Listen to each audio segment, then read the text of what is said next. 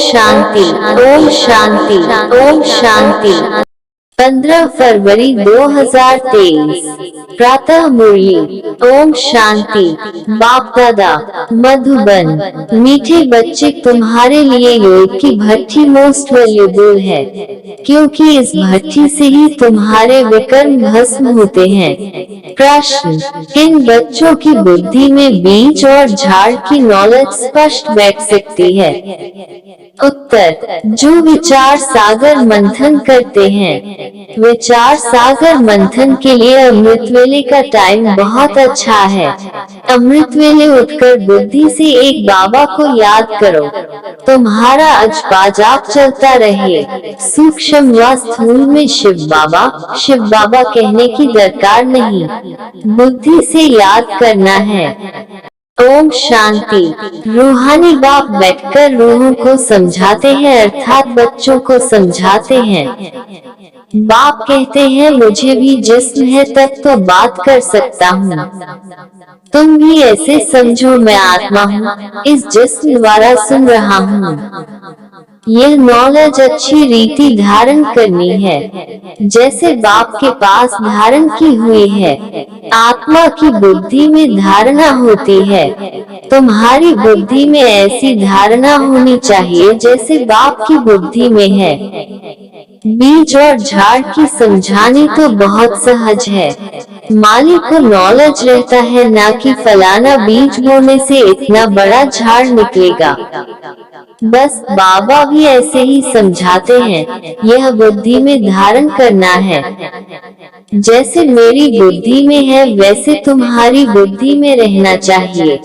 वह रहेगा तब जब विचार सागर मंथन करेंगे। विचार सागर मंथन करने का समय सवेरे का बहुत अच्छा है। उस समय धंधा आदि कोई नहीं रहता। भक्ति भी मनुष्य सवेरे करते हैं, यहाँ वहाँ जाते रहते हैं, वह बैठकर कोई नाम जपते रहते हैं, वह गीत गाते हैं, आवाज करते, कोई तो अंदर ही राम राम रखते हैं। यह भक्ति का अजपाजाप होता है। कोई माला भी फेरते रहते हैं। तुमको शिव शिव कहना नहीं है। जो लोग भक्ति में करते वह ज्ञान में नहीं होना चाहिए। बहुतों को आदत पड़ी हुई है, शिव शिव सिमरन करते होंगे। तुमको शिव शिव न स्थूल में न सूक्ष्म में जपना है। तुम बच्चे जानते हो कि हमारा बाप आया हुआ है, आएगा भी जरूर कोई शरीर में। उनका कोई अपना शरीर तो है नहीं, वो पुनर्जन्म रहित है। पुनर्जन्म मनुष्य सृष्टि में होता है। विष्णु की दो रूप लक्ष्मी नारायण हैं। देव महादेव कहते हैं। ब्रह्मा और विष्णु का आपस में कनेक्शन है, शंकर का कोई कनेक्शन नहीं, इसलिए उनको बड़ा रखते हैं। उनका पुनर्जन्म नहीं, उनको सूक्ष्म शरीर मिलता है। शिव बाबा को सूक्ष्म शरीर भी नहीं है, इसलिए वो सबसे ऊंचे ते ऊंच है। वो है बेहद का बाप। बच्चे जानते हैं बेहद के बाप से हम बेहद सुख का वर्षा लेते हैं। बाप की श्रीमत पर तुमको पूरा चलना है। जो खुद याद करते हैं, औरों को याद कराते हैं, वह जैसे बाबा के मददगार हैं। बाप और वर्षे को याद करना है।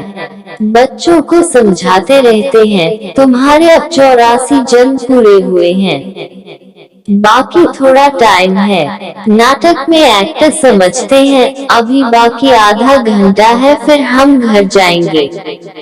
टाइम देखते रहते हैं। तुम्हारी तो बेहद की बहुत बड़ी घड़ी है। समझाया है कि अब घर चलना है।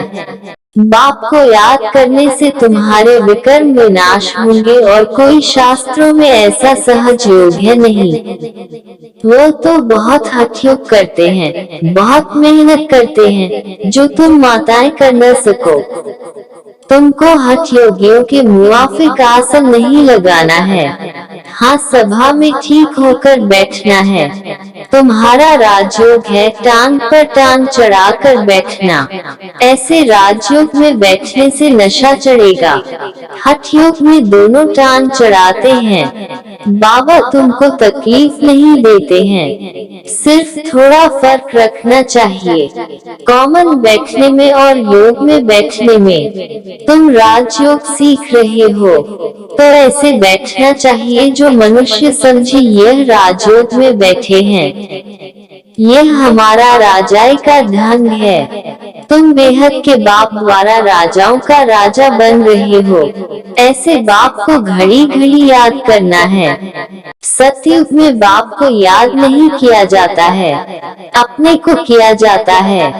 कलयुग में न बाप को जानते न अपने को जानते हैं, सिर्फ बाप को पुकारते हैं।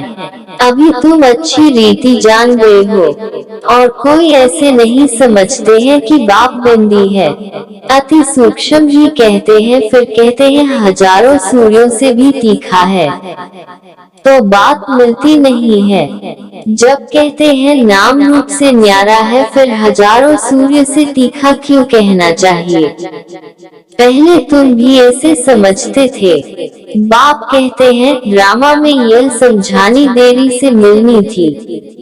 सूक्ष्म से सूक्ष्म गुह्य बातें समझकर समझाई जाती हैं। ऐसे नहीं ख्याल आना चाहिए कि पहले हजारों सूर्यों से तेजो में कहते थे, अब फिर बिंदी क्यों कहते।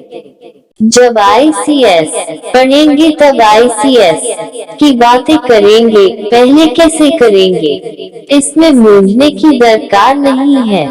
ड्रामा में जब बाबा को समझाना है तब समझाते हैं, इनके बाद भी अर्जुन क्या क्या समझाएंगे, क्योंकि बाप का भी प्रभाव तो निकलना है ना।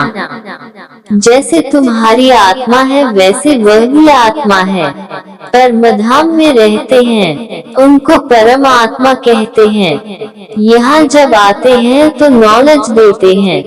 बाप कहते हैं जब पतित दुनिया होगी तब मैं पावन दुनिया बनाने आऊंगा। पुकारते भी हैं हे पतित पावन, हे दुख हरता सुख करता आओ। वो तो संगम पर आएगा। जब रात पूरी होगी तब दिन होगा, पुरानी दुनिया का अंत होगा, कर्मातीत अवस्था अंत में होगी। तुमको रहना भी गृहस्थ व्यवहार में है, छोड़ना भी नहीं है। शरीर निर्वाह अर्थ व्यवहार करते हुए कमल फूल समान पवित्र रहना है। देवता तो है ही पूर्ण पवित्र, परंतु कब और कैसे बने? जरूर पुरुषार्थ किया तब तो प्रारब्ध पाए। पुरुषार्थ अनुसार प्रारब्ध बनी, जैसा कर्म वैसी प्रारब्ध। यह तो चलता ही रहता है। अभी तो तुमको कर्म सिखलाने वाला बाप मिला है, उनको अच्छी रीति याद करना चाहिए। तुम एडेप्टेड बच्चे हो। मारवाड़ियों में एडेप्शन बहुत होती है, तुम्हारी भी एडेप्शन है। तुम इनके गर्भ से नहीं निकले हो। एडेप्शन में दोनों बाप याद रहते हैं, अंत तक जानते हैं कि हम असुर किसका था, अब इनकी गोद के बच्चे बने हैं। तुम भी जानते हो हम किसके थे और किसके बने हैं। मैं एडेप्ट हुआ हूँ परमपिता परमात्मा के पास, वह है स्वर्ग का रचयिता। उनकी रचना कितना समय चलती है? आधा कल्प। नर्क का रचयिता है रावण, उनका भी आधा कल्प राज्य चलता है। सतो प्रधान से तमो प्रधान बनते हैं, यह समझ की बात है। कुछ समझ में न आए तो पूछना चाहिए। जब सूर्य चांद को ग्रहण लगता है तो कहते हैं दे दान। सूर्य चांद को माँ बाप कहा जाता है। यहाँ भी मेल फीमेल दोनों को ग्रहण लगता है, तब कहते हैं 5 विकारों का दान दे दो। वो तो वर्ष में 1-2 बारी ग्रहण लगता है। यह तो कल्प की बात है। बाप आकर एक ही बार दान लेते हैं। मनुष्य बिल्कुल संपूर्ण काले बन गए हैं। आयरन एज है। सच्चे सोने में अलाय पड़ने से काला हो जाता है।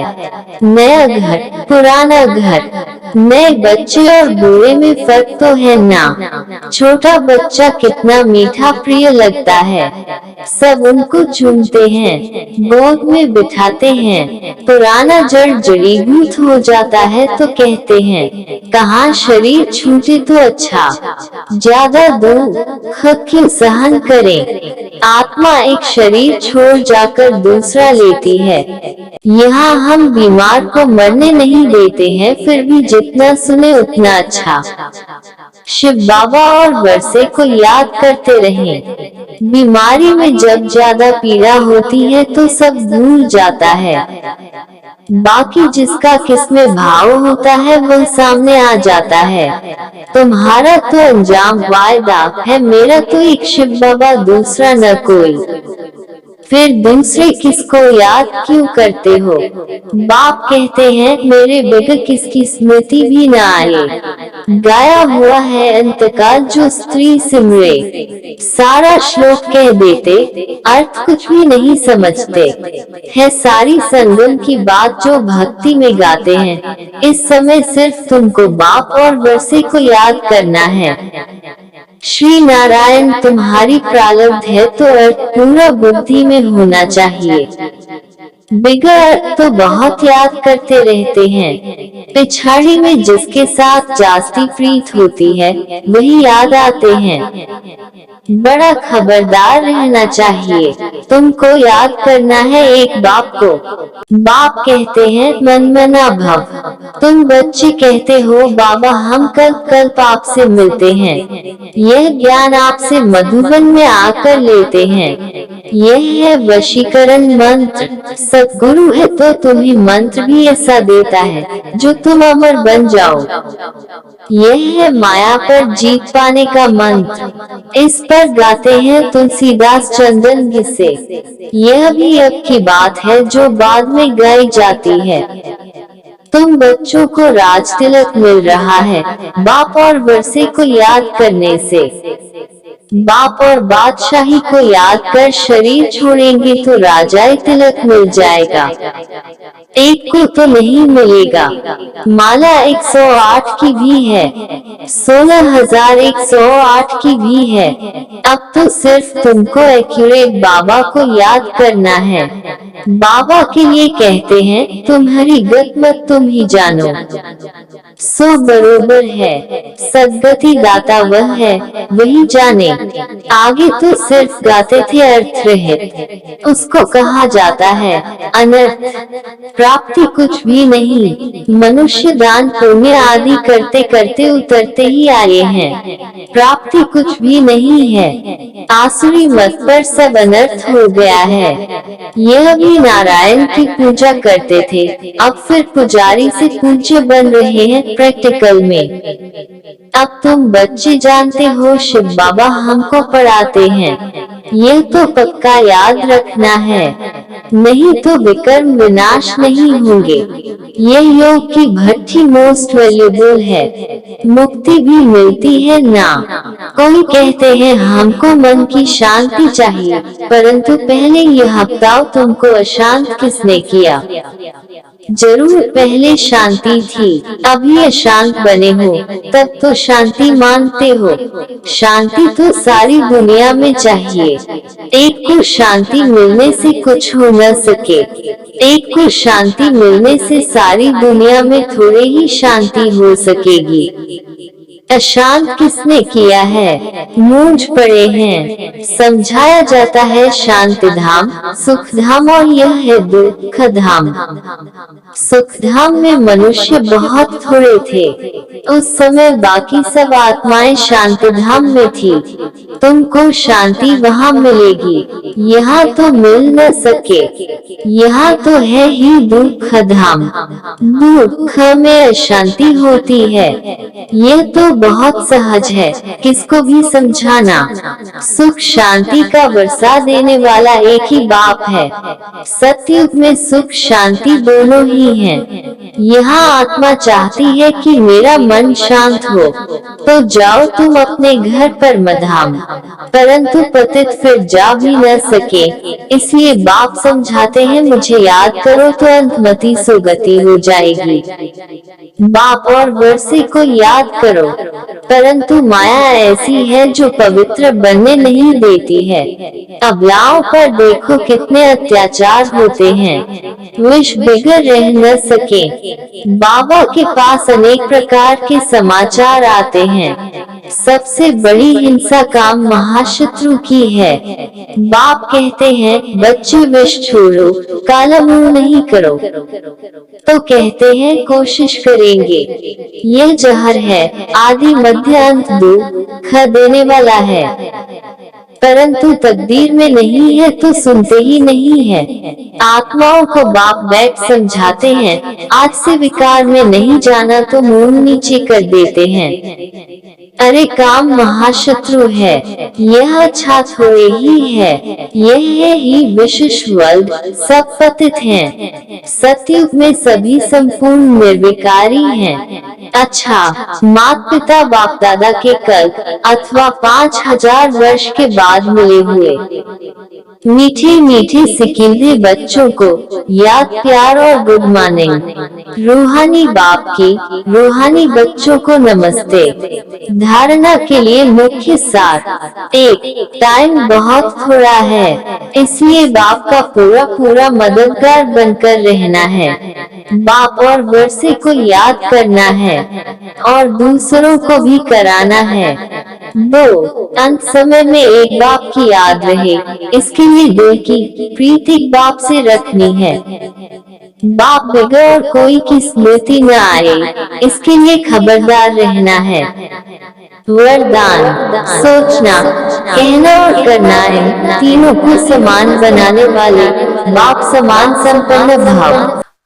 बाप दादा अब सभी बच्चों को समान और संपन्न देखना चाहते हैं। संपन्न बनने के लिए सोचना, कहना और करना तीनों समान हो, इसके लिए सब तैयारी भी करते हो, संकल्प भी है, इच्छा भी यही है। लेकिन यह इच्छा पूरी तब होगी जब और सब इच्छाओं से इच्छा मात्र अविद्या बनेंगे। छोटी छोटी अनेक प्रकार की इच्छाएं ही इस एक इच्छा को पूर्ण करने नहीं देती हैं। स्लोगन। अव्यक्त व कर्मातीत स्थिति का अनुभव करना है तो कथनी, करनी और रहनी को समान बनाओ। ओम शांति, ओम शांति, ओम शांति, ओम शांति, ओम शांति।